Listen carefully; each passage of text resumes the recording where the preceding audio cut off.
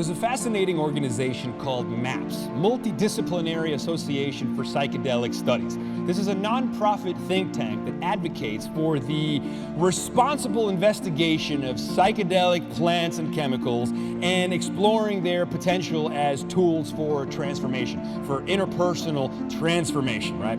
And this is a moment that we're living in now, right? We're kind of living through a psychedelic renaissance where all of a sudden people are starting to take these tools, these cognitive technologies that have been used for thousands of years a little more seriously. We're starting to take out the magnifying glass and stop being alarmist and actually paying attention and studying the potential of these tools, right?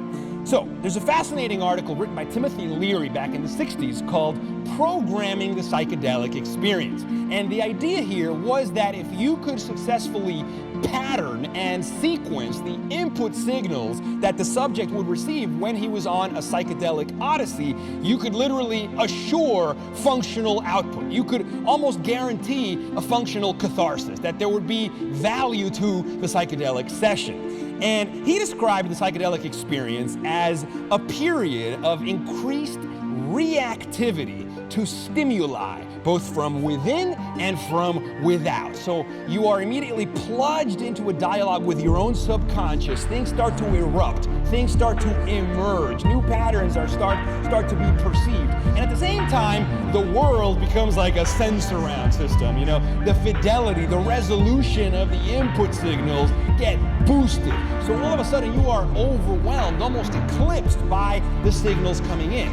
You are like a mind in flight. You are in orbital position. You are seeing the big picture. But if you don't have navigation, if you don't pattern those signals by carefully choosing beautiful music, by carefully curating excellent ecstatic poetry, reveries that you can read while you are tripping, you know, controlling the environment, hanging around people whose company induces feelings of well-being. By patterning those signals, you're authoring the song, the soul surfing that you're actually doing. You know, people that engage in these mystical states are known as psychonauts. They're literally soul surfers investigating psyche through first-person experience. And there's all kinds of answers that we can find within. There's all kinds of spaces that we can explore. The new space is inner space, and it's fascinating. We need to look deeper into this mystery. We need to explore these numinous realms, these archetypical realms from within. We need to go Carl Jung in our own brains using a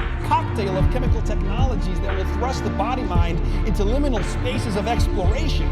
We need to engineer inception-like dream spaces to explore, and the technologies are not all going to be external. Some of them are going to be internal. You know, computers are drugs, but drugs are computers. This is the essence, and this is why we should be open to this stuff, because it's absolutely fascinating. So check out MAPS, Multidisciplinary Association for Psychedelic Studies.